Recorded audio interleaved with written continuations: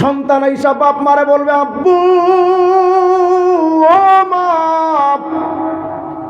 আজকে কিয়ামতের ময়দানে শুধু একটা নেকির কারণে ধরা খায়া গেছি। দুনিয়াতে মা গো, আমি যখন প্রবাসে ছিলাম, আমার একদিনের অসুস্থতার খবর শুই না তুমি 1 মাস খাওয়া বন্ধ করে দিছিলা। তুমি তো আমার সেই মা। আব্বু, আপনি তো আমার সেই বাবা, যেই বাবা দুনিয়ায় থাকতে নিজে 104 ডিগ্রি জ্বর নিয়েও কোনোদিন ঔষধ খান নাই, আমার জন্য মজা কিনে আনছিলেন। আপনি তো আমার সেই বাবা। আব্বু মা, আমার একটা নেকি দেন, জান্নাতে চলে যায়।